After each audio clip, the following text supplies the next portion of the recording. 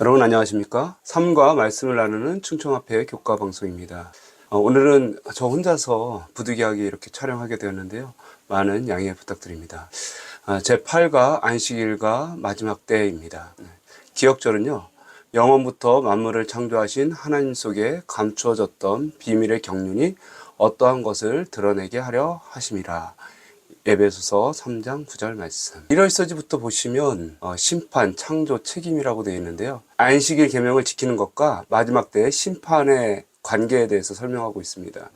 계시록 14장 6절 그 다음에 7절에 보시면 또 보니 다른 천사가 공중에 날아가는데 땅에 거주하는 자들 곧 모든 민족과 종족과 방언과 백성에게 전할 영원한 복음을 가졌더라.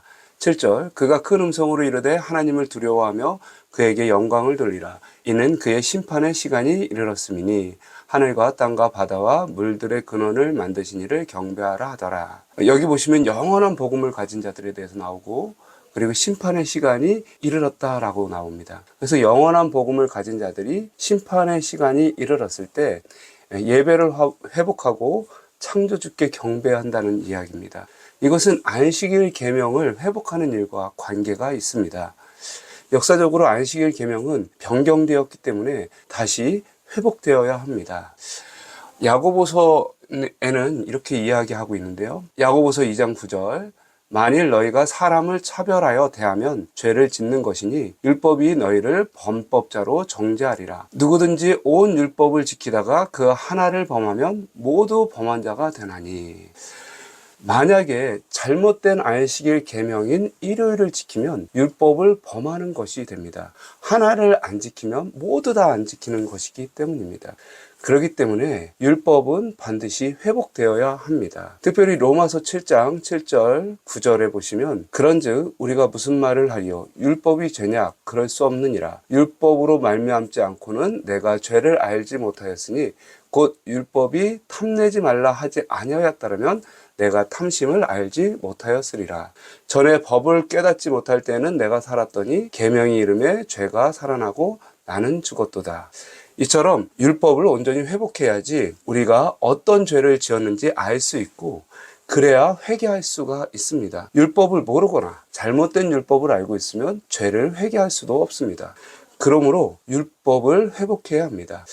심판은 올바른 율법으로 해야만 공의롭고 정의로워질 수 있습니다. 그래서 마지막 때의 이 조사 심판을 보시면 우리가 받는 그 심판의 기준은 예수 그리스도의 십자가입니다. 우리가 예수 그리스도의 십자가로 말미암아 용서를 받았느냐 아니면 그 십자가의 용서를 거절했느냐에 따라서 심판을 받는 것이죠. 또한 그 십자가의 용서가 그 사람에게 잘 적용되었는지 그리고 그 용서가 효력이 있었는지에 대하여는 올바른 율법을 근거로 거울 삼아 알 수 있습니다. 만약에 잘못된 안식일을 지키면서 십자가의 용서로 구원받았다고 한다면 안식일을 지키지 않는 죄에 대해서는 회개조차 하지 못하기 때문에 그 용서는 완전하지 않은 것입니다. 완전한 용서를 위해서는 올바른 안식일에 대한 기준을 가져야 한다. 그래서 마지막 때에 안식일을 지키는 것은 매우 중요한 것이다 라고 이야기하고 있습니다. 월요일 소지에 보시면 안식일과 창조 이야기입니다. 일요일 소지에서 잘못된 안식일 계명을 회복해야 하는 이유에 대해서 다루었다면 월요일 소지에서는 안식일 계명을 꼭 지켜야 하는 이유에 대해서 다룹니다. 안식일 계명은 구원을 받기 위해서 지키는 것이 아닙니다. 안식일 계명을 지켜야 구원받고 지키지 않으면 구원을 받지 않는 것도 아닙니다. 구원은 오직 예수 그리스도의 은혜와 용서하심으로 받습니다. 그럼에도 불구하고 안식일 계명을 우리가 다른 모든 계명보다 소중히 여겨야 하는 이유는 안식일은 창조와 회복의 보증입니다. 우리가 어떻게 창조됐고 어떻게 회복될 것인지에 대한 보증인 것이죠. 그리고 우리가 죄 지은 인간이지만 죄된 곳에서 살아가지만 우리가 회복될 것에 대한 상징이 바로 안식일입니다. 그러므로 우리는 예수님의 용서하심으로 구원받은 사람들로서 안식일을 통해서 재창조를 경험하고 회복을 경험하게 되는 것입니다. 다시 말하면 안식일은 구원의 결과죠. 창조 당시에도 마찬가지였습니다. 6일 동안 창조가 다 있은 후 마지막 사람이 지어지고 창조함을 받고 그리고 나서 안식일을 지켰습니다. 안식일을 먼저 지키고 나서 창조함을 받지 않았다는 얘기죠. 그러니까 안식일은 하나님께서 세상을 만드시고 구원하신 후 그분의 백성들에게 맛보게 하시는 구원과 회복과 창조의 결과라고 하는 것입니다. 그러므로 구원받은 사람들은 안식일을 당연한 결과로 지키게 되는 것이죠. 그래서 이것을 충성의 표징, 언약의 표징이라고 합니다. 마치 결혼한 사람이 반지를 켜서 그 결혼한 것을 표시하듯이 그 결혼한 결과를 알리고 그 결혼한 결과를 누리고 하듯이 안식일은 구원받고 회복받은 사람이 반드시 끼고 다니는, 그리고 그것을 누리고 다니는 결과이고 표징이라고 하는 것입니다. 화요일소재에서는 유신진화론에 대해서 나오고 있습니다. 유신진화론이라는 건 뭐냐면 하나님의 창조를 받아들이지만 6일간의 짧은 창조가 아니라 오랜 세월 동안의 진화의 방식으로 하나님께서 우주와 만물, 인간을 창조했다라는 것입니다. 다시 말하면 하나님께서 자연계에 그리고 생명체에 진화의 능력을 부어서 거기에 설계를 해서 현대의 모습으로 오랜 세월 동안 발전했다는 것입니다. 그러나 이것은 성경과 너무너무 맞지 않는 내용입니다. 왜냐하면 성경은 분명히 생물과 육축과 짐승, 새 이런 것들을 종류대로 다 지었음을 말하고 있습니다. 창세기 1장 21절, 24절, 25절에 보면 큰 물고기와 물에서 번성하는 움직이는 모든 생물을 그 종류대로, 날개 있는 모든 새를 그 종류대로, 그리고 땅은 그 생물을 그 종류대로 내고 육축과 기는 것과 땅의 짐승을 종류대로 내라 하시고 하나님이 이렇게 창조를 하셨습니다. 그러므로 진화는 하나님의 계획과 전혀 맞지 않습니다. 또한 창세기 1장에 날에 해당하는 히브리 단어는 욤입니다. 성경 전체에서 숫자가 욤이라는 단어를 형용사로 취득할 때 예를 들면 첫째 날, 둘째 날, 셋째 날 숫자가 욤을 수식할 때요. 그 기간은 어김없이 24시간을 의미합니다. 예외가 없습니다. 항상 24시간입니다. 사단은 이 안식일을 다양한 방법으로 공격을 합니다. 그렇게 공격함으로 하나님의 권위에 도전하려고 하는 것이죠. 6일 동안의 창조를 부인하면서 결국은 안식일을 효과적으로 파괴하려고 하는 것입니다. 그래서 수요일 소재 보시면 안식일에 대한 사단의 도전에 대해서 더 깊이 설명하고 있습니다. 안식일에 대한 사단의 도전은 우주에서부터 시작됐습니다. 이것은 창조주께 경배하느냐 아니면 사단에게 경배하느냐에 대한 쟁점이었습니다. 이 쟁점이 창조 세계에 아주 큰 의미를 갖습니다. 첫 번째는 우리의 모든 믿음의 토대가 창조에서부터 시작됩니다. 우리는 어디에서부터 와서 어디로 가는가? 우리의 인간의 근본 뿌리가 어디인가?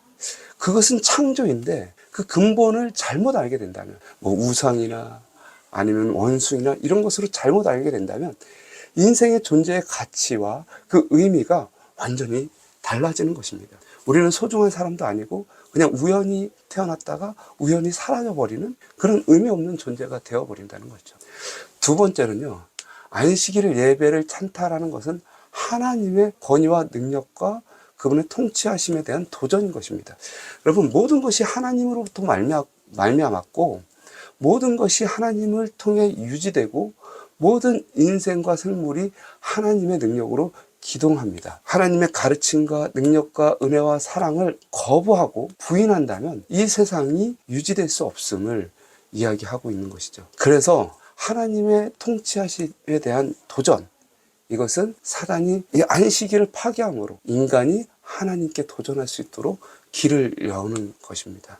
세 번째는요, 마지막 때의 진정한 쟁점이 뭐냐? 예수 그리스도에 대한 사랑과 충성입니다. 다시 한번 말하자면 안식일은 구원의 결과로 우리가 누리게 될 평안이고 쉼입니다. 예수 그분께서 십자가에 돌아가신 이유는 우리에게 쉼을 주시기 위해서, 안식일을 회복하고 그날에 함께 하시기 위해서 그분께서 우리를 위해서 십자가에 돌아가신 것입니다. 이 구원의 초청에 대한 당연한 반응은 안식일을 지키고 그것을 누리는 것입니다. 특별히 마지막 때에 우리가 예수님의 사랑에 대한 올바른 반응으로 그분의 말씀과 교훈을 따를 때 우리는 창조 당시의 안식일, 하나님께서 복을 주시고 거룩해 하시고 쉼을 주셨던 그 안식일을 이 마지막 시대의 어려운 때에도 누릴 수 있게 된다, 경험할 수 있게 된다라고 이야기하는 것입니다. 그러므로 이 안식일에 대한 이 대쟁투는 아주 중요한 쟁점에 있는 것이죠. 목요일 소지에서는 안식일과 영원한 쉼에 대해서 나와 있습니다. 수요일 소지에 이어서 안식일은 미리 맛보는 영원한 쉼에 대한 표상입니다. 헤셀의 책 시간 속의 궁전이라는 그 책의 서문에 이렇게 이야기하고 있습니다. 안식일은 낙원에 대한 은유이며 하나님의 임재에 대한 증거이다. 기도할 때 우리는 안식일이 될 메시아의 시대를 예상하고 매주 안식일은 그 경험을 위해 우리를 준비시킨다. 안식일의 맛을 음미하는 법을 배우지 않는 한 다가올 세상에서 영원한 맛을 즐길 수 없을 것이다. 그렇죠. 우리가 매 안식일을 지키고 그 안에서 쉼을 경험할 때 예수 그리스도의 사랑과 돌보심을 느끼고 누릴 때 우리는 곧 다가올 새하늘과 새 땅의 영원한 안식일을 기대하며 소망하고 있는 것입니다. 이사야서 66장 22절에서 23절에 나 여호와가 말하노라 나의 지을 새하늘과 새 땅이 내 앞에 항상 있을 것 같이 너희 자손과 너희 이름이 항상 있으리라. 여호와가 말하노라 매 월삭과 매 안식일에 모든 혈육이 이르러 내 앞에 경배하리라. 여러분 마지막 때에 정말 힘겹게 안식일을 지키게 될지도 있겠습니다. 그러나 우리는 더 큰 소망의 안식일이 있음을 기억해야 합니다. 그것은 온전한 회복과 재창조의 완성을 우리에게 보증해 주는 것이기에 산 소망이 될 것입니다. 초기 문주비의 말씀을 읽고 마치겠습니다. 안식일은 인류가 타락하기 이전에 에덴 동산에서부터 시작됐으며 아담과 하와가 지켰고 온 하늘의 천군들도 역시 이날을 지켰다. 하나님께서는 일곱째 날에 쉬셨으며 그날을 축복하시고 거룩하게 하셨다. 나는 안식일이 절대로 폐지되지 않을 것을 보았다. 구원받은 성도들과 모든 하늘의 천군들은 크신 창조주를 기념하는 날로서 안식일을 영원 무궁토록 지킬 것이다. 아멘. 우리가 매 안식일 지키는 이 안식일이 얼마나 특별한 안식일인지 우리는 오늘 교과를 통해서 다시 한번 배우게 되었습니다.